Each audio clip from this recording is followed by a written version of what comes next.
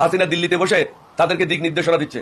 ভারত সরকারের উচিত যে সমস্ত দালাল, যে সমস্ত টাকা লুণ্ঠনকারী, যে সমস্ত টাকা পাচারকারী, বাংলাদেশের অর্থনীতি ধ্বংসকারী, বাংলাদেশের শান্তি শৃঙ্খলা ধ্বংসকারী ভারতে আশ্রয় নিয়েছে, বন্দি চুক্তির বিনিময়ে তাদেরকে বাংলাদেশের কাছে অনতিবিলম্বে হস্তান্তর করা উচিত। তাহলে আমরা মনে করব ভারত আমাদের বন্ধু। না হলে আমরা কখনো মনে করতে পারবো না তারা আমাদের বন্ধু, কারণ তারা জনগণের শত্রুদেরকে জায়গা দিয়েছে। হাসিনা হলো দেশদ্রোহী, হাসিনা হলো ফেরাউন, হাসিনা হলো নমরুদ, স্বৈরাচার। তাকে কোনো অবস্থাতেই আপনারা নতুন বধূরূপে ওখানে গ্রহণ করতে পারেন না। ত্রিপুরার জনগণ যে লাভালাভি করছে, যদি চট্টগ্রাম বন্দর তাদের জন্য বন্ধ করে দেওয়া হয় তাহলে 5 টাকার জিনিস 50 টাকা দিয়ে কিনতে হবে। সুতরাং এত লাভালাভি করো না। বাংলাদেশ দুর্বল রাষ্ট্র না, আমাদের সৈন্য সংখ্যা হচ্ছে 10 কোটির উপরে। আলোচকেরা যেভাবে বাংলাদেশ সম্বন্ধে মন্তব্য করছে এটা খুবই আপত্তিকর।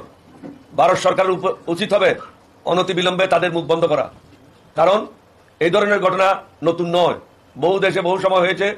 ত্রিপুরাতে যে ঘটনাটা ঘটেছে এই ধরনের ঘটনা অতীতে অনেক জায়গায় হয়েছে। ভারত নিজকে বলে আমরা পৃথিবীর বৃহত্তম গণতন্ত্র দেশ। ভারত যদি এই ধরনের ব্যবহার করে তাহলে তাদের গণতন্ত্র কোথায় গেল? আমি আরো একটা এই সরকারকে বলবো, বড় বড় ডিগ্রি নিয়ে দেশ পরিচালনা করা সম্ভব না। অভিজ্ঞতার কোনো বিকল্প নেই, যেটা আমি আগেই বলেছি। বর্তমান সরকারের অভিজ্ঞতার অনেকের ঘাটতি রয়েছে। অভিজ্ঞতা যদি সম্পন্ন লোক না হয় তাহলে সরকার যে পথে আগাইতে চাচ্ছে, যে উন্নতি সাধন করতে চাচ্ছে, সেটা সম্ভব না। আমরা যখন লাস্ট টাইম ডক্টর ইউনূস সাহেব এসেছি এই প্রতিজ্ঞাটা ফলো করতে, এবং এটাতে প্রধান উপদেষ্টা মহোদয় রাজি হয়েছিলেন। রাজি হওয়ার পরে যারা দায়িত্ব পেয়েছে, চেয়ারম্যানের দায়িত্ব পেয়েছে বিভিন্ন কমিটির, তারা উল্টা পথে কেন চলছে এটা বোধগম্য নয়। আসসালামু আলাইকুম ওয়া রাহমাতুল্লাহ। দর্শক, ভারতের বিরুদ্ধে কঠিন হুঙ্কার দিলেন এলডিপি চেয়ারম্যান অলি আহমেদ। ভারতের নরেন্দ্র মোদী এবং শেখ হাসিনার বিরুদ্ধে কঠিন হুঙ্কার দিয়েছেন কর্নেল অলি আহমেদ, এবং ডক্টর মোহাম্মদ ইউনূসকে উদ্দেশ্য করে তিনি কিছু কথা বলেছেন। তো আসুন আমরা বিস্তারিত জেনে আসি ভারতের বিরুদ্ধে কি বললেন এবং ডক্টর ইউনূসকে উদ্দেশ্য করে কি বললেন এলডিপি চেয়ারম্যান অলি আহমেদ। তা আসুন আমরা বিস্তারিত জেনে আসি। মঞ্চ উপবিষ্ট পার্টির মহাসচিব, প্রেসিডিয়াম সদস্যবৃন্দ, উপস্থিত আমাদের দলের নেতৃবৃন্দ, সম্মানিত ইলেকট্রনিক মিডিয়া এবং প্রিন্ট মিডিয়ার ভাইরা বোনেরা, আসসালামু আলাইকুম ওয়া রাহমাতুল্লাহি ওয়া বারাকাতুহু। আমরা মনে করেছি জাতির এই কঠিন সময়ে আপনাদেরকে আস্থায় নিয়ে সমগ্র জাতিকে এলডিপির মতামতগুলি ব্যক্ত করা খুবই জরুরি। আপনারা দেখেছেন গতকাল প্রধান উপদেষ্টা মহোদয়ের নেতৃত্বে একটা মিটিং হয়েছিল সর্বদলীয় ঐক্য জোটের সব রাজনৈতিক দলের। যে কোনো কারণে হোক আমরা সেখানে উপস্থিত থাকতে পারি নাই, যার জন্য সরকারের পক্ষ থেকে একজন উপদেষ্টা দুঃখ প্রকাশ করেছেন এবং তিনি বলেছেন আগামীতে কখনো এই ধরনের ঘটনা ঘটবে না। সুতরাং এটা নিয়ে আর কোনো কথা বলতে চাই না।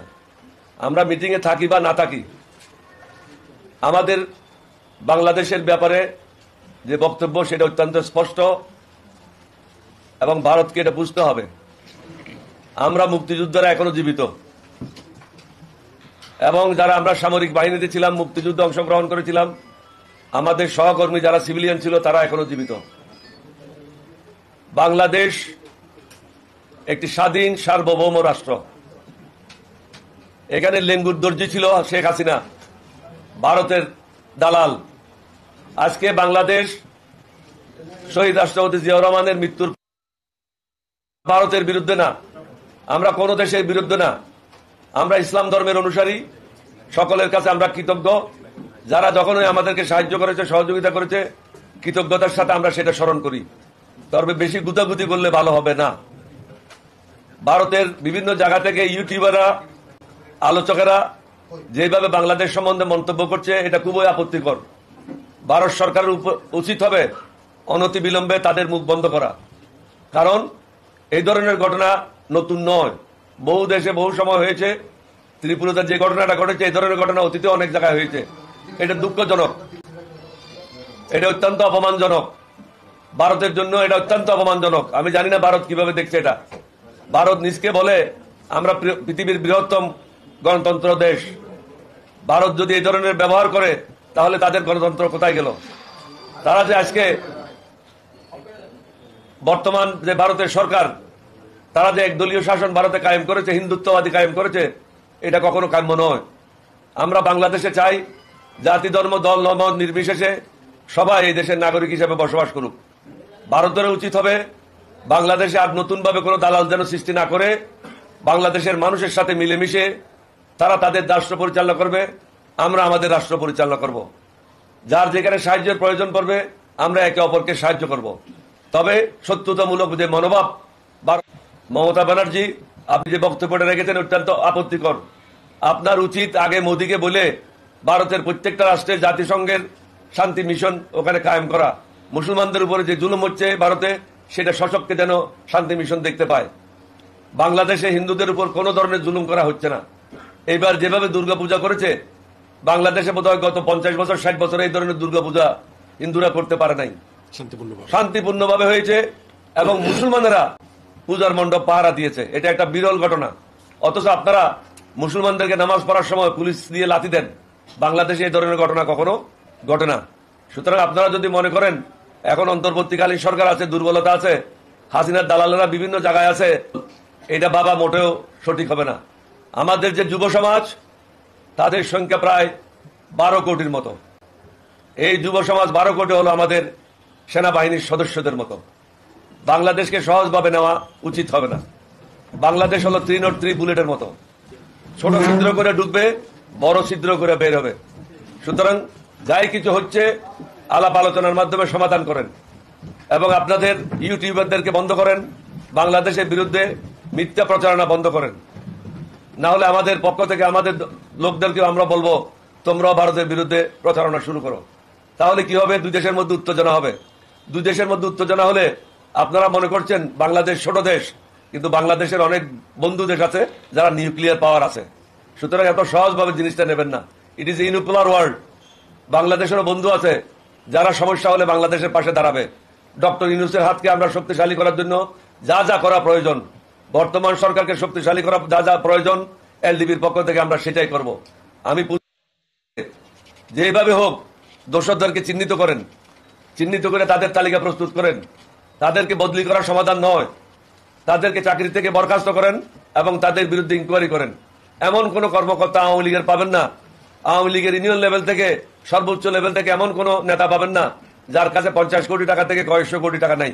হাসিনা নিজেই বলেছে তার ঘরের পিওদের কাছে 400 কোটি টাকা আছে। সুতরাং সাবধান হতে হবে আমাদেরকে। এই সরকারকেও সাবধানতার সাথে আগাতে হবে। মনে রাখবেন, মাকড়সা কিন্তু খুব শখ করেই তার চারিদিকে জাল বুনে, পরে ওই জালের মধ্যে তার মৃত্যু হয়। মাকড়সা কিন্তু তার বুনা জালের থেকে বের হতে পারে না। অতীতে অনেকে এরকম ধ্বংস হয়েছে, আগামীতেও এরকম ধ্বংস হবে। যে অন্যের জন্য গর্ত কোথায় করে, পরবর্তীতে সে নিজেই ওই গর্তে পতিত হয়। সুতরাং আমার ক্ষতি করবেন, কারো ক্ষতি করবেন, নিজে আরামে থাকবেন, এটা মেনে নেওয়া যায় না এবং এটা চিন্তাও করবেন না। আল্লাহ রাব্বুল আলামিন হলো চূড়ান্ত ক্ষমতার মালিক, জনগণ কোনো কিছুর মালিক না। আমরা হলাম আল্লাহর গোলাম। আল্লাহ রাব্বুল আলামিন যেটা আমাদেরকে নির্দিষ্ট করে দেবেন, আমাদেরকে সেই নির্দিষ্ট পথে চলতে হবে। জীবনে সুযোগ বারবার আসে না এবং আল্লাহ কাকেও বারবার সুযোগ দেয় না। এটা একটা অপূর্ব সুযোগ এসেছে এই দেশের সম্মুখে, দেশকে নতুনভাবে গড়ে তোলার জন্য। এখানে নতুন এবং পুরাতনের সমন্বয় ঘটাতে হবে এবং যারা অভিজ্ঞ লোক তাদেরকে বিভিন্ন জায়গায় পদায়ন করতে হবে। অভিজ্ঞতার কোনো বিকল্প নাই। লেখাপড়া আপনি বই পড়ে আহরণ করতে পারবেন, রিসার্চ করে আহরণ করতে পারবেন, কিন্তু অভিজ্ঞতা আহরণ করা যায় না। অভিজ্ঞতা হলো প্রত্যেকদিন কর্মকাণ্ডের মাধ্যমে আপনি শিখেন।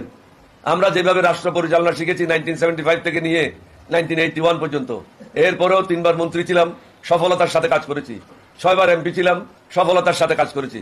আমাদের এক ধরনের অভিজ্ঞতা আছে এই রাষ্ট্র কিভাবে পরিচালনা করতে হয়। সুতরাং কে কিভাবে পরিচালনা করতেছে, কোথায় ভুল হচ্ছে, এটা আমাদের পক্ষে নির্ণয় করা কোনো কঠিন কাজ না। বর্তমান সরকারের জন্য আগামী দিনগুলি অনেক বেশি কঠিন হবে। আমি ইউনূস সাহেবকে যতবার 2 বার গিয়েছি ওনার কাছে, ওনাকে বলেছি আপনি নিরাপদে নাই, আপনার বিরুদ্ধে প্রতিদিন ষড়যন্ত্র হচ্ছে দেশি এবং বিদেশিরা একত্রে মিলে। সুতরাং কখন কি ঘটে তা বোঝা যায় না। আপনাকে অত্যন্ত সতর্কতার সাথে আগাইতে হবে। এই সরকার 3 মাস অতিক্রম করেছে, অথচ দৃশ্যমান তেমন কোনো কিছু উন্নতি দেখা যাচ্ছে না। রেমিটেন্স ব্যতি রেখে অর্থনীতিতে অন্য কোনো উন্নতি নাই বললেই চলে। কৃষি বাজারের পণ্য সুষ্ঠু মনিটরিং হচ্ছে না। যদি মনিটরিং না হয়, শুধু থিওরি দিয়ে কাজ করি, বাস্তবতার সাথে সেটা মিল থাকবে না। বই পড়ে দেশ চালানো যায় না। দেশ চালাতে হলে আবেগ হলো মানুষের নিজস্ব। সুতরাং আমাদেরকে এখনো সময় আছে, হুঁশিয়ার হতে হবে। 3 মাস খুব কম সময় না। 3 মাস যখন আমরা বিগত দিনগুলিতে তত্ত্বাবধায়ক সরকার, কেয়ারটেকার সরকার করেছি তাদেরকে 3 মাস সময় দেওয়া হয়েছিল শুধু নির্বাচন করার জন্য, এবং তারা অনেকেই সুন্দর সুষ্ঠুভাবে নির্বাচন করেছে। যেমন লতিফুর রহমানের সময়, জাস্টিস শাহাবুদ্দিনের সময় এটা উল্লেখযোগ্য নির্বাচন করেছে। নতুন নতুন ষড়যন্ত্র করছে, এবং ষড়যন্ত্র হচ্ছে যা মানুষের জন্য খুবই বিব্রতকর। প্রত্যেকদিন কোনো না কোনো জায়গায় ছাত্রলীগ, যুবলীগ, হিন্দু সম্প্রদায়ের কিছু ছেলে মেয়েদেরকে সাথে নিয়ে তারা বিভিন্ন রকম অশান্তি সৃষ্টি করার পায়তারা করছে। হাসিনা দিল্লিতে বসে তাদেরকে দিক নির্দেশনা দিচ্ছে। ভারত সরকারের উচিত যে সমস্ত দালাল, যে সমস্ত টাকা লুণ্ঠনকারী, যে সমস্ত টাকা পাচারকারী, বাংলাদেশের অর্থনীতি ধ্বংসকারী, বাংলাদেশের শান্তি শৃঙ্খলা ধ্বংসকারী ভারতে আশ্রয় নিয়েছে, বন্দি চুক্তির বিনিময়ে তাদেরকে বাংলাদেশের কাছে অনতিবিলম্বে হস্তান্তর করা উচিত। তাহলে আমরা মনে করব ভারত আমাদের বন্ধু। না হলে আমরা কখনো মনে করতে পারবো না তারা আমাদের বন্ধু, কারণ তারা জনগণের শত্রুদেরকে জায়গা দিয়েছে। হাসিনা হলো দেশদ্রোহী, হাসিনা হলো ফেরাউন, হাসিনা হলো নমরুদ, স্বৈরাচার। তাকে কোনো অবস্থাতেই আপনারা নতুন বধূরূপে ওখানে গ্রহণ করতে পারেন না। তার বিরুদ্ধে আপনারা ব্যবস্থা নেন, বাংলাদেশের কাছে হস্তান্তর করার একটা সুযোগ সৃষ্টি করেন। সামনে রমজান মাস আসছে, বাজেট আসছে। যে সরকার 40-42টি রেজিস্টার্ড পার্টির তালিকা প্রস্তুত করতে পারে না, তাদের কাছে জনগণের ভরসা কিভাবে আসবে? রেজিস্টার্ড পার্টিগুলি লিস্টগুলি সরকারের কাছে থাকা উচিত। কালকে আমরা দেখেছি সেই তালিকাটা ছিল না, অর্থাৎ যার যে দায়িত্ব সেটা সে পালন করছে না। আপনি সচিবালয়ে যান, সচিবালয়ে স্থবিরতা বিরাজ করছে। কে বদলি হচ্ছে, কে কোথায় যাচ্ছে, কে প্রমোশন হচ্ছে, এটা নিয়ে সবাই ব্যস্ত। তারা নিজের যে কাজ সেটা তারা সঠিকভাবে করছে না। আমি বাংলাদেশ বর্তমান সরকারের উচিত হবে, আমাদের অনেক বন্ধু রাষ্ট্র আছে, তাদের সাথে যোগাযোগ ঘনিষ্ঠ এবং আরো নিবিড় করা। আমরা একা নই, ভারতকে এটা বুঝতে হবে। আমাদেরও বন্ধু রাষ্ট্র আছে, আমি আগেই বলেছি, যাদের কাছে নিউক্লিয়ার ওয়েপন আছে। সুতরাং বাংলাদেশকে এত সহজভাবে মুড়িমোলা হিসাবে গণ্য করাটা উচিত হবে না। আপনাদের কিছু কিছু ইউটিউবাররা যেভাবে বক্তব্য রাখে, এটা অত্যন্ত আপত্তিকর। চাকর বাকররা এরকম বক্তব্য রাখে না। শিক্ষিত লোকের পক্ষে এরকম বক্তব্য কিভাবে তারা রাখছে সেটা আমাদের বোধগম্য নয়। আপনারা ইতিমধ্যে বাংলাদেশের সাথে সম্পর্ক, আপনারা ইতিমধ্যে দেখেছেন পশ্চিমবঙ্গের বাজার বন্ধ, হোটেল বন্ধ, ব্যবসা বন্ধ, হসপিটাল বন্ধ। সুতরাং আপনাদের অর্থনীতি অনেকাংশে বাংলাদেশের উপর নির্ভরশীল। ত্রিপুরার জনগণ যে লাভালাভি করছে, যদি চট্টগ্রাম বন্দর তাদের জন্য বন্ধ করে দেওয়া হয়, তাহলে 5 টাকার জিনিস 50 টাকা দিয়ে কিনতে হবে। সুতরাং এত লাভালাভি করো না। বাংলাদেশ দুর্বল রাষ্ট্র না, আমাদের সৈন্য সংখ্যা হচ্ছে 10 কোটির উপরে। সুতরাং এত সহজভাবে ভেবে নেওয়া উচিত না। আমি আরো একটা এই সরকারকে বলবো, বড় বড় ডিগ্রি নিয়ে দেশ পরিচালনা করা সম্ভব না। অভিজ্ঞতার কোনো বিকল্প নাই, যেটা আমি আগেই বলেছি। বর্তমান সরকারের অভিজ্ঞতার অনেকের ঘাটতি রয়েছে। অভিজ্ঞতা যদি সম্পন্ন লোক না হয়, তাহলে সরকার যে পথে আগাইতে চাচ্ছে, যে উন্নতি সাধন করতে চাচ্ছে, সেটা সম্ভব না।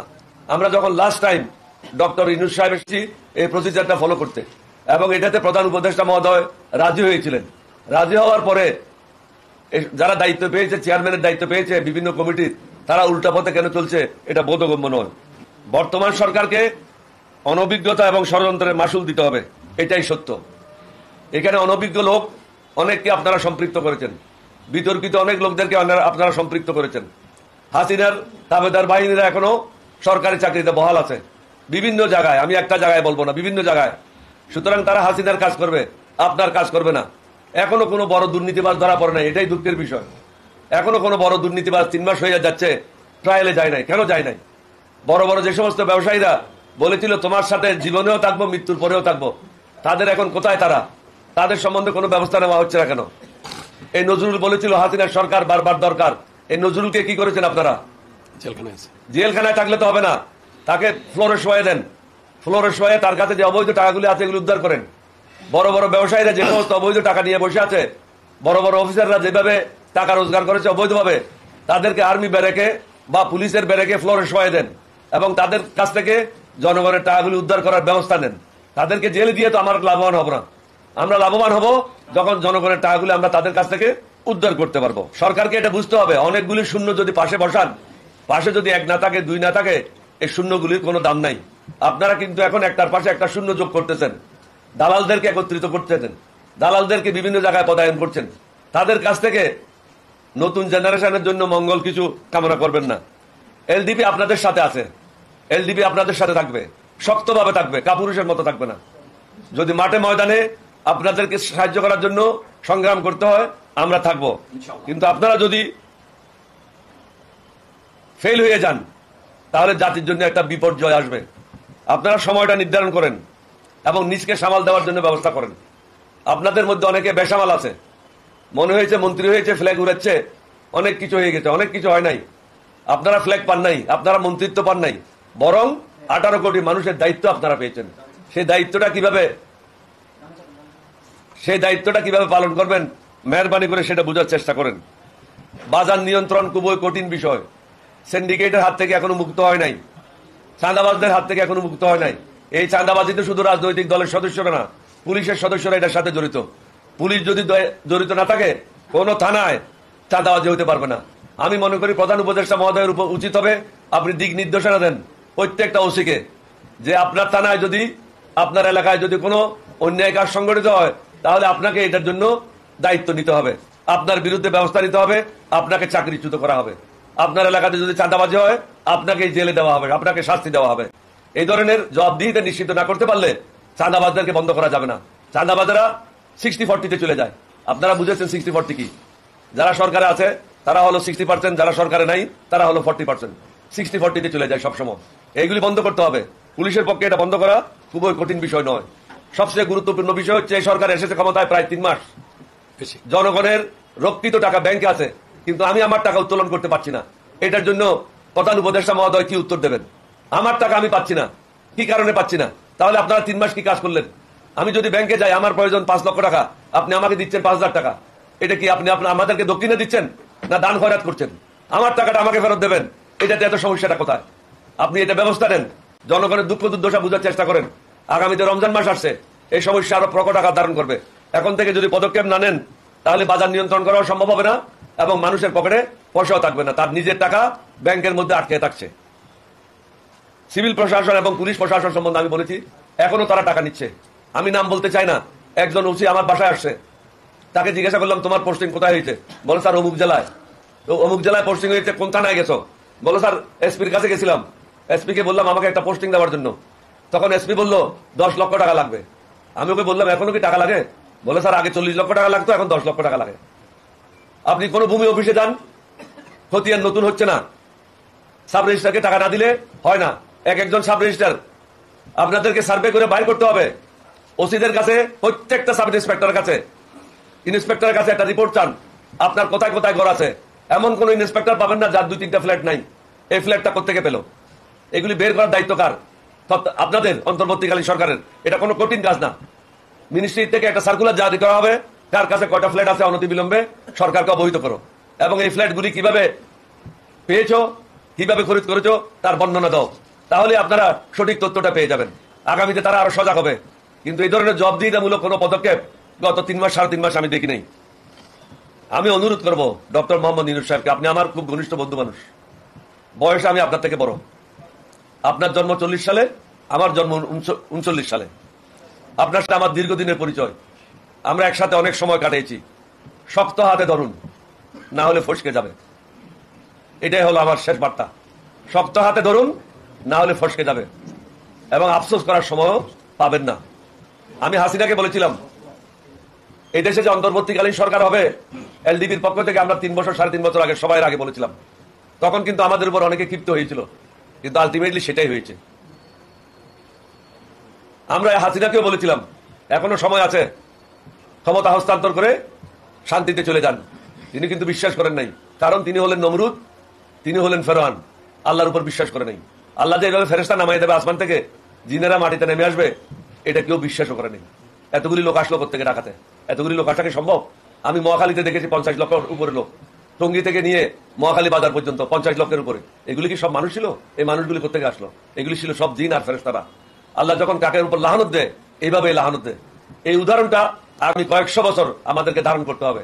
বিশেষ করে যারা নতুন প্রজন্ম আছে তাদেরকে বলবো এটার উপর রিসার্চ করো, এটা বুঝার চেষ্টা করো। আগামী হওয়ার সমূহ সম্ভাবনা থেকে যাবে। নির্বাচন সম্বন্ধে একটা কথা বলতে চাই। আমি তত্ত্বাবধায়ক সরকার মহোদয়কে বলবো না আপনি 6 মাস পরে নির্বাচন দেন, 9 মাস পরে নির্বাচন দেন, কিন্তু একটা ফোরকাস্ট করেন যে অমুক মাসে একটা রূপরেখা দেন যে 2025 সালে অমুক মাসে নির্বাচন হতে পারে। তাহলে রাজনৈতিক দলগুলি তাদের কর্মকাণ্ড নিয়ে ব্যস্ত হয়ে যাবে এবং রাস্তাঘাটে যে সমস্ত সন্ত্রাসীরা আছে তাদেরকেও চিহ্নিত করতে হবে, তাদের বিরুদ্ধে কঠিন ব্যবস্থা নিতে হবে। মানুষের জন্য গণতন্ত্র, জানোয়ারের জন্য গণতন্ত্র না। যে সমস্ত জানোয়াররা রাস্তাঘাট দখল করে জনগণের জন্য দুর্ভোগ সৃষ্টি করতেছে, তাদের প্রতি মায়া মমতা দেখার কোনো কারণ নাই। প্রশাসন কঠোর হস্তে দমন করতে হয়, প্রশাসন মায়া মমতা করে হয় না। মায়া মমতা করবেন মানুষের সাথে, অমানুষের সাথে কোনো মায়া মমতা না। কঠিনভাবে দেশ পরিচালনা করেন। আমরা এলডিবির পক্ষ থেকে আপনাদেরকে নিশ্চয়তা দিচ্ছি, আমাদের এটা কিন্তু স্বামী স্ত্রীর পার্টি না, আমাদের এটা কিন্তু ভাই বোনের পার্টি না। এলডিপি একটা 1 নম্বর নিবন্ধিত রাজনৈতিক দল। আমরাই শুধু 2024 সালে 6,000 লোক নিয়ে কনফারেন্স করেছি, সম্মেলন করেছি। এখন অন্য কোনো রাজনৈতিক দল এই ধরনের সম্মেলন এখনো করে নাই। তারা আমি জানি অনেক বড় করবে, জামাত অনেক বড় করবে, বিএনপি অনেক বড় করবে, কিন্তু আমি মনে করি আমরা আজকে 3য় স্থানে আছি। সুতরাং আমাদেরকেও ছোটভাবে দেখবেন না, গাদা করার লাইনে আমাদেরকে নেবেন না, আমাদেরকে আমাদের লাইনেই রাখেন। বাংলাদেশে অনেকগুলি রাজনৈতিক দল আছে, এলডিপি হলো একমাত্র রাজনৈতিক দল যার প্রেসিডিয়াম সদস্য সংখ্যার মধ্যে 4 জন হচ্ছে ডক্টরেট। এটা কোনো রাজনৈতিক দল